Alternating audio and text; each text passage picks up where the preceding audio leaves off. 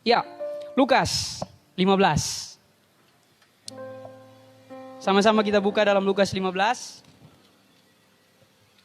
Ayat 18 sampai ayatnya yang ke-24. Lukas 15 ayat 18 sampai dengan ayatnya yang ke-24. Oke, yang sudah dapat katakan haleluya. Oke, puji Tuhan. Saya bacakan untuk kita semua. Lukas 15 ayatnya yang ke-18 sampai dengan ayatnya yang ke-24. Di sini perkataan dari seorang anak yang terhilang. Dia berkata seperti ini. Aku akan bangkit dan pergi kepada bapakku dan berkata kepadanya, Bapa, aku telah berdosa terhadap sorga dan terhadap Bapa. Aku tidak layak lagi disebutkan anak Bapa. Jadikanlah aku sebagai salah seorang upahan Bapa. Maka bangkitlah ia dan pergi kepada bapaknya. Ketika ia masih jauh, ayahnya telah melihatnya. Lalu tergeraklah hatinya oleh belas kasihan. Ayahnya itu berlari mendapatkan dia, lalu merangkul dan mencium dia. Kata anak itu kepadanya, Bapa, aku telah berdosa terhadap sorga dan terhadap Bapa. Aku tidak layak lagi disebutkan anak Bapa. Tetapi ayah itu berkata kepada hamba-hambanya, lekaslah bawa kemari jubah yang terbaik, pakaikanlah itu kepadanya dan kenakanlah cincin pada jarinya dan sepatu pada kakinya.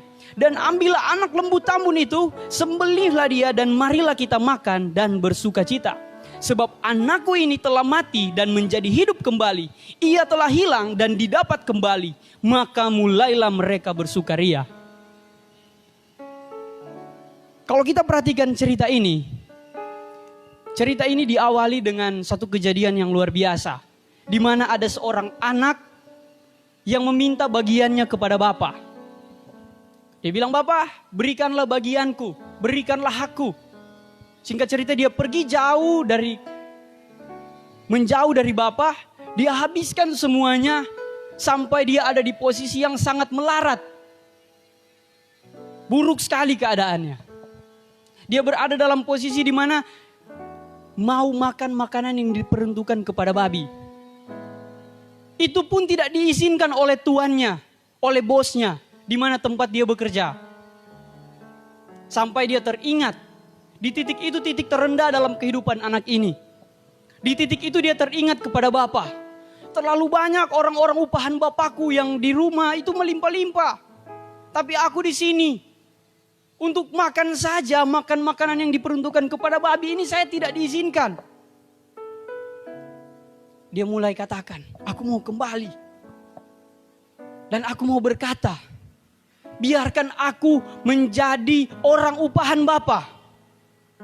Gak perlu aku jadi anak lagi. Gak perlu saya harus jadi anak Bapa lagi.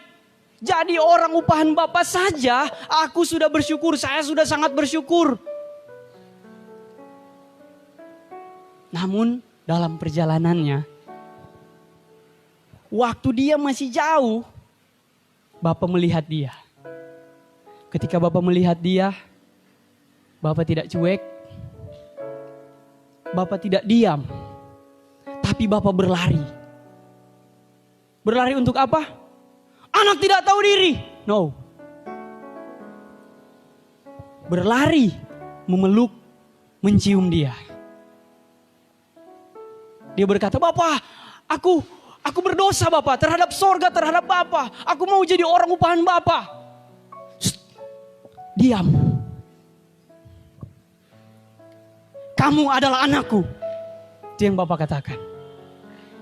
Ambil baju yang paling indah. Ambil sepatu. Ambil kasut. Buat pesta. Dan mereka merayakan kembalinya anak ini. Wah, ini satu cerita yang sangat luar biasa teman-teman. Malam hari ini saya akan bahas tentang pulih. Ada banyak orang yang tadinya mereka luar biasa di dalam Tuhan. Tapi mereka meninggalkan kehidupannya jauh dari perkenanan Tuhan. Mereka mungkin sudah jatuh bangun di luar sana. Mereka mungkin sudah mencoba berbagai macam dosa di luar sana, di luar kehendak Bapa. Padahal tadinya orang ini sungguh sangat luar biasa. Mungkin orang itu mau bangkit tapi sangat sulit. Dia sudah jatuh dalam free sex, alkohol, narkoba, dan lain sebagainya. Dia coba bangkit tapi dia jatuh lagi. Padahal orang ini tadinya luar biasa. Untuk itu malam hari ini, saya mau kasih tema pulih. Dan saya percaya banyak orang yang mau pulih. Saya tidak tahu keadaan rohani teman-teman di tempat ini. Bahkan teman-teman yang mengikuti ibadah live streaming malam hari ini. Saya tidak tahu keadaan rohani teman-teman semua. Anda semua saya tidak tahu. Saya tidak tahu Anda saat ini sedang berada dalam zona berapi-api di dalam Tuhan. Atau mungkin engkau hanya kelihatan rohani tapi sebenarnya Anda sudah mati. Saya tidak tahu. Atau mungkin Anda memang jauh daripada Tuhan. Malam hari ini hari pertama engkau mengikuti ibadah. Selama engkau menghilang. Mungkin teman-teman yang di rumah juga atau di perjalanan di mana saja yang mengikuti ibadah ini.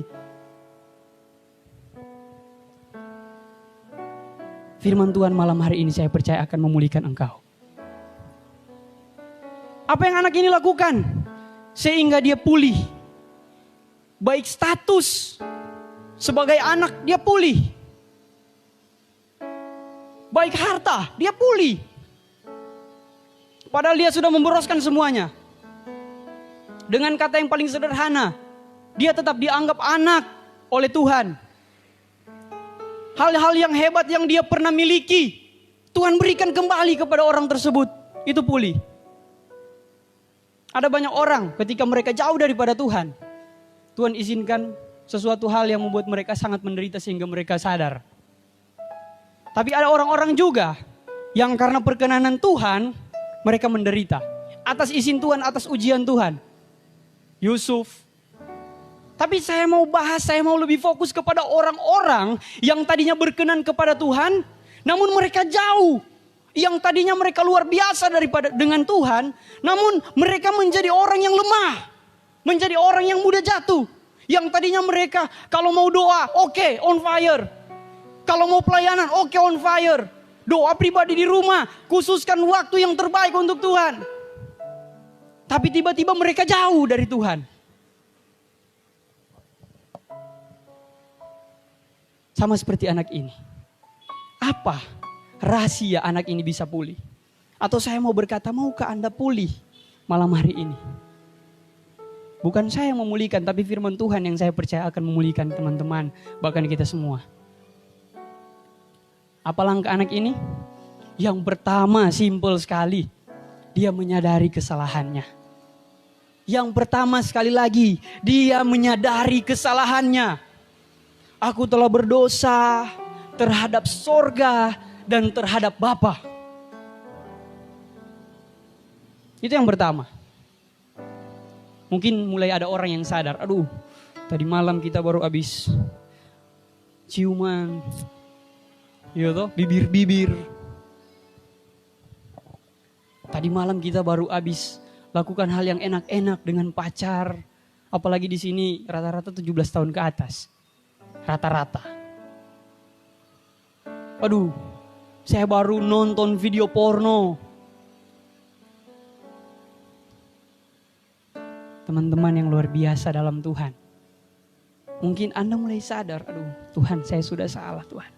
Bagus, mantap. Sadar. Mungkin sebelumnya Anda bergaul dengan orang-orang yang tidak membangun imanmu. Dan Anda mulai sadar saat ini. Bagus. Anda sudah melakukan hal pertama yang anak ini lakukan. Yang kedua. Dia mulai berusaha. Dia mulai berusaha untuk mendekat kepada Bapa. Sebelum ada usaha pasti ada tekad lah. Tapi saya tidak mau bahas tekad itu. Saya mau bahas usahanya ini. Setelah dia sadar, dia mulai ambil langkah untuk mendekat kepada Bapa. Untuk mencoba terhubung dengan Bapa. Walaupun dia berkata, biar Jo kita tidak dapat pelayanan yang hebat. Biar Jo. Mungkin orang-orang seperti itu. Yang penting kita pulih dengan Tuhan. Atau mungkin ada hamba-hamba Tuhan yang tadinya luar biasa. Dia mau kembali. Mungkin ada orang yang bilang, biar Jo Tuhan, kalau dulu Tuhan pakai kita luar biasa sekali, sekarang biar Jo, dapat lihat biasa-biasa, nah apa-apa, yang penting kita dengan Tuhan aman. Yang penting kita boleh dekat dengan Tuhan. Biar Jo Tuhan tidak ada harta, biar Jo tidak dipenuhi dengan berkat-berkat dari Tuhan. Tidak apa-apa Tuhan, yang penting saya boleh dekat dengan Tuhan, itu saja sudah sangat baik. Itu saja sudah sangat luar biasa Tuhan. Sama seperti anak ini. Dia tidak mementingkan atau memikirkan lagi hal-hal benefit yang akan dia dapatkan ketika dia dekat dengan Bapa. Maksudnya benefit-benefit yang luar biasa yang saya katakan. Dia tidak pikir lagi, oh kalau kita pulang, kita mau jadi anak orang kaya. Kalau kita kembali, kalau saya kembali, saya akan punya baju yang luar biasa. Baju yang branded. Tidak. Anak itu justru berkata, Bapak, aku mau jadi orang upahan Bapak saja. Mulai ambil tindakan. Berusaha. Ambil satu langkah. Ketika langkah itu diambil, mungkin dalam perjalanannya ketika dia melangkah, iblis mungkin mulai mengintimidasi dia. Atau mungkin perasaan bersalah pasti mengintimidasi dia. Hati-hati, nanti pulang dapat ajar ngana. Nanti kalau kamu pulang, kamu dipukul. Kamu ditolak. Kamu dipermalukan. Mungkin seperti itu. Mungkin seperti itu. Tapi dia tetap maju. Dan apa yang terjadi teman-teman yang luar biasa? Bapak dari jauh bukan buka tangan seperti ini. Bapak berlari mendapatkan dia. Memeluk, mencium dia. Tadi saya katakan, mungkin dia berkata, Bapak, aku berdosa Tuhan. Bapak, salah. Dia bilang Bapak misalnya. Atau mungkin dia bilang, Tuhan, saya berdosa, saya salah. Mungkin dia berlutut. Bapak, minta maaf Bapak. Biar Jo jadi orang upahan Bapak Jo, biar Jo. Karena ketakutan mungkin. Mungkin lagi. Tapi perasaan bersalah pasti ada dalam hatinya. Bapak maaf, Bapak, maaf. Kalau kita mungkin anak-anak muda, kita sudah tahu orang tua kita sudah sangat marah di rumah karena kesalahan kita. Maaf, Pak, maaf. Iyo, tak salah. Tak minta maaf. Tapi justru Bapak membungkam dia dengan perkataan yang luar biasa. Aku tidak menghukum engkau. Kalau kita pakai versi di Yohanes. Tapi kalau di ayat ini Bapak bilang, kamu tetap anak. Teman-teman, seberapa jauh engkau dari hadirat Tuhan? Seberapa jauh engkau dalam perkenanan Tuhan? Ketika engkau ambil langkah kembali mendekat kepada Tuhan, tidak ada ceritanya engkau dianggap sebagai orang yang jauh. Engkau tetap anak Tuhan. Engkau tetap dikasihi. Engkau tetap berharga. Seberapa rusak kehidupanmu, engkau tetap berharga. Jangan malu untuk kembali kepada Bapa. Bapa menunggumu. Bapa menantimu. Karena sekali lagi engkau sangat berharga. Bahkan yang anak ini tidak minta, Bapa berikan. Anak ini tidak minta baju yang indah. Anak ini tidak minta pakaian yang indah, celana yang indah, atau mungkin sepatu indah. Nggak minta cincin anak ini. Tapi Bapa kasih. Begitu juga yang akan Bapa di sorga lakukan bagi Anda yang jauh dan mendekat kepada Tuhan. Tapi ada versi yang kedua teman-teman. Ada anak yang seperti ini. Dia mendekat, diakui kesalahannya. Dan Bapa pulihkan dia. Dia mendekat, dia berkata kepada Bapa dengan berbagai macam alasan minta ampun kepada Bapa, dia akui. Dan Tuhan pulihkan. dan Bapak pulihkan. Bapak kembalikan semua yang tadinya dia punya. Tapi ada yang kedua. Saya tidak akan bahas terhilang dalam rumah Bapak. Tapi justru saya tertarik kepada Petrus. Waktu saya pelajari kisah Petrus, ternyata waktu saya perhatikan satu ayat atau satu perikop, wah, jadi hal yang baru ketika saya dapat. Coba kita lihat. Kita lihat Petrus. Di dalam Lukas 22.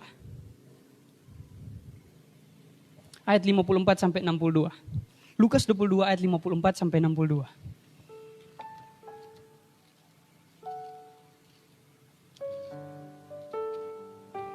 Lukas 22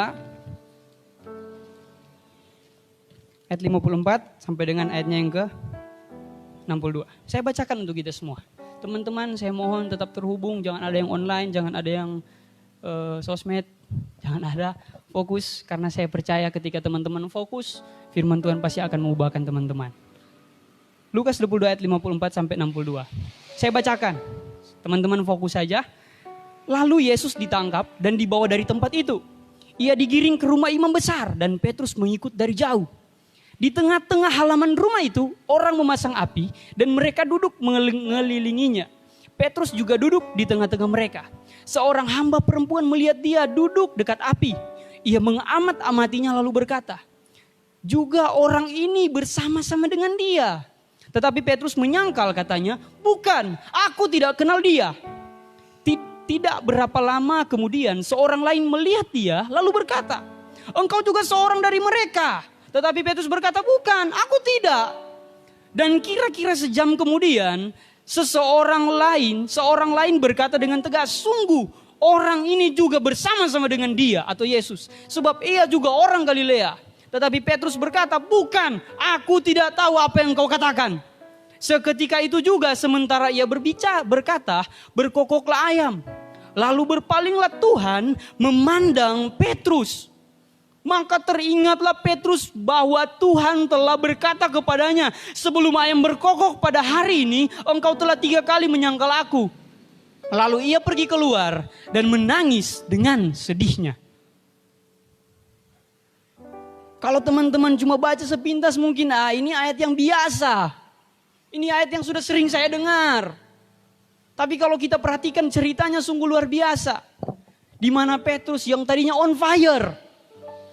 Orang yang selalu vokal. Menurut kamu siapakah aku ini? Engkau Tuhan. Engkau anak Allah, engkau Mesias. Wah. Tapi dengan mulut yang sama dia berkata, aku tidak kenal. Bahkan ayat lain berkata, Petrus bersumpah. Kalau mungkin kita pakai bahasa Manado. Demi Tuhan kita nih tahu siapa dia. Betul kita nih tahu, tanya kenal siapa dia. Itu yang luar biasa sekali teman-teman. Terus yang paling menyakitkan, saya percaya adalah tatapan Yesus. Ketika Petrus buat satu kesalahan, Yesus lihat dia. Alkitab catat, dia teringat. Aduh, Tuhan pernah bilang, sebelum ayam berkokok, aku telah menyangkal Yesus 3 kali. Tadinya kata-kataku sangat luar biasa di dalam Tuhan. Tadinya aku orang yang sangat luar biasa, tapi kenapa saat ini aku jadi orang yang lemah?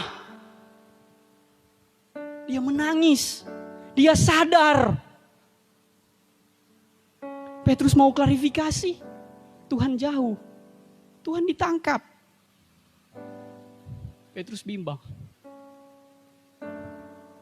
Tuhan, iya tak so tahu kita so bikin salah tadi Tuhan. Kita tahu firman Tuhan bilang jangan, mari kita backing Tuhan. Tuhan kita tahu firman Tuhan larang, kita tahu kita so jauh Tuhan. Kita tahu kita so salah, tadi kita ingat dulunya kita orang yang luar biasa Tuhan. Dulunya kita orang yang kalau berdoa selalu rasakan hadirat Tuhan yang luar biasa. Selalu haus akan Tuhan.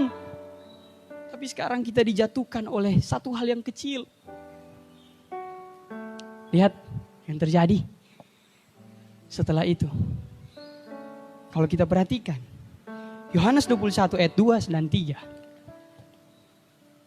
Yohanes 21 ayat 2 dan 3. Saya bacakan saja kepada teman-teman. Kalau ada yang mau ikuti, boleh. Saya bacakan Yohanes 21 ayat 2 dan 3. Firman Tuhan berkata seperti ini. Di pantai itu berkumpul Simon Petrus, Thomas yang disebut Didimus, Nathanael dari Kana yang di Galilea, anak-anak Zebedeus, dan 2 orang muridnya yang lain. Kata Simon Petrus kepada mereka, aku pergi menangkap ikan. Jadi Petrus bilang, kita mau pergi batangka ikan. Aku pergi menangkap ikan. Kata mereka kepadanya, kami pergi juga dengan engkau. Mereka berangkat lalu naik ke perahu, tetapi malam itu mereka tidak menangkap apa-apa. Ayat 23, oke. Nah, apa yang bisa kita ambil di sini teman-teman? Bukankah Petrus dan kawan-kawan telah diberikan tugas yang baru oleh Yesus? Ikutlah aku dan engkau akan kujadikan penjala manusia. Tapi ini, di saat Petrus mendapat suatu kepastian, dia sudah jatuh dengan Tuhan, dia jatuh dalam kesalahan yang dia lakukan. Rata-rata orang, abis dia sadar, abis dia sadar, dia lemah. Waktu dia lemah, ya ganti profesi Jo. Balik kanan langkah tegak maju. Ambil langkah lain Jo.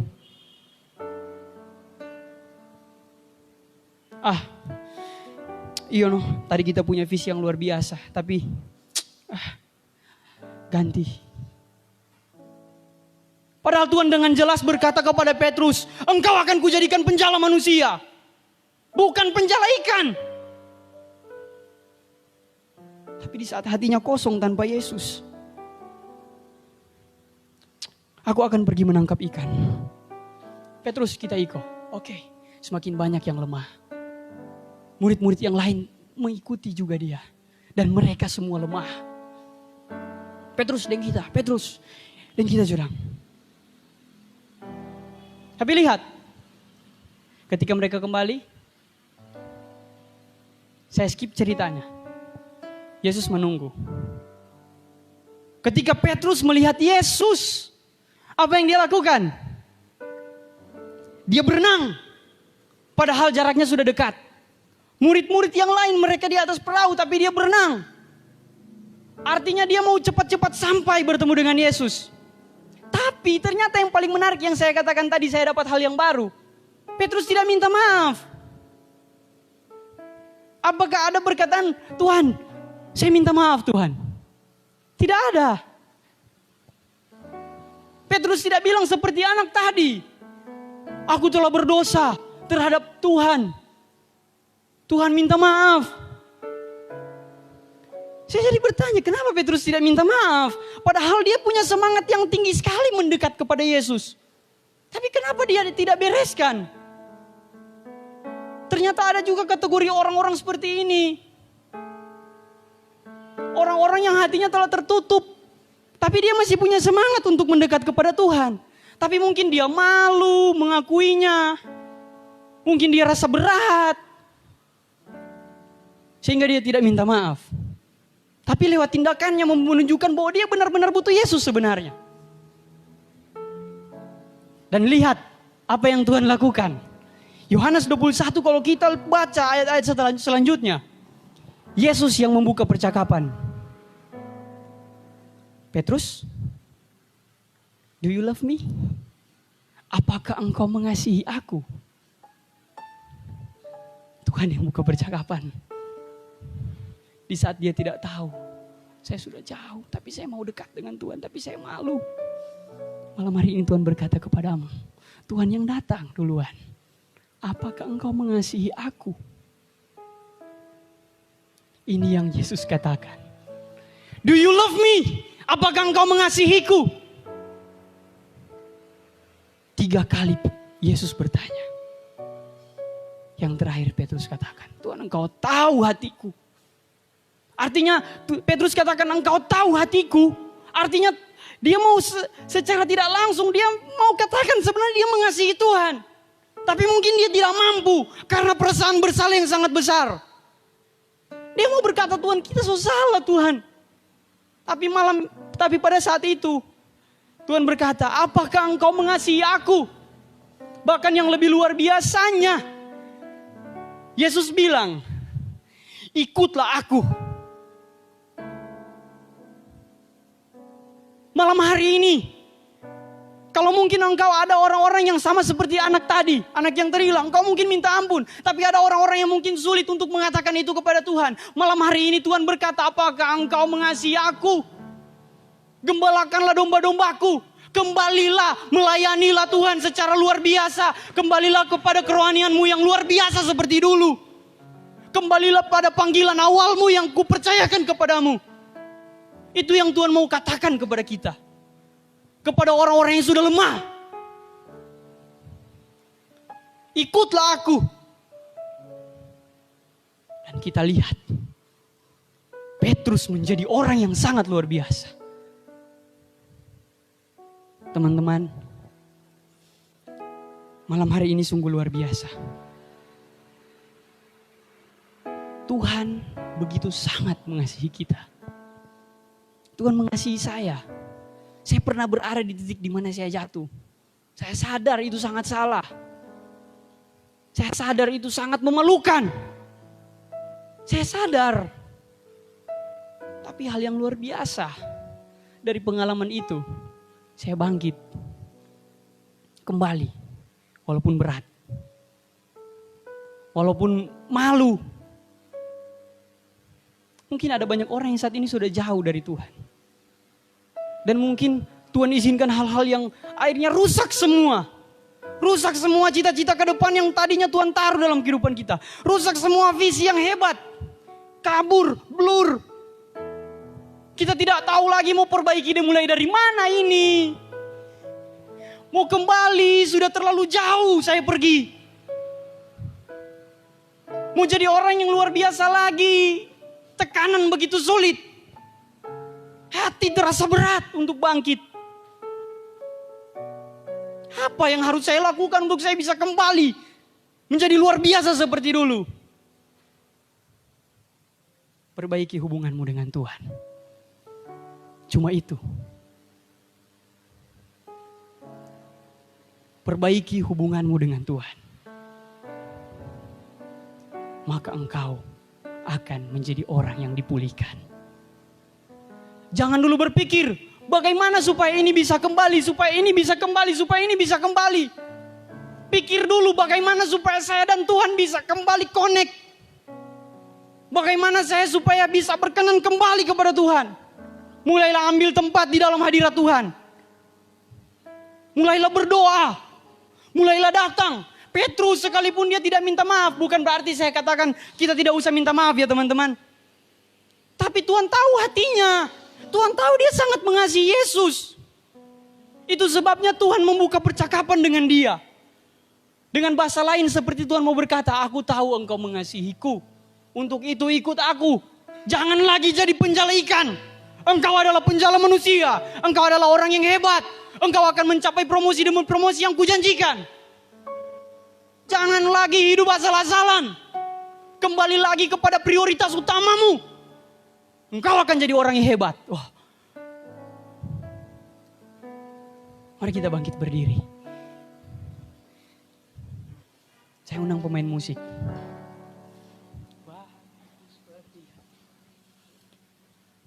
Saya mau malam hari ini ketika teman-teman pulang, ketika para teman-teman juga yang mengikuti ibadah ini, ketika selesai, operator menekan tombol selesai di siaran langsung, teman-teman boleh dipulihkan. Teman-teman di tempat ini, saya rindu engkau pulih. Karena saya percaya, malam hari ini adalah kehendak Tuhan, mau memulihkan kita semua. Tuhan melihat banyak orang yang sudah jauh daripada Tuhan. Tuhan mau menjangkau mereka di situasi yang sangat sulit ini.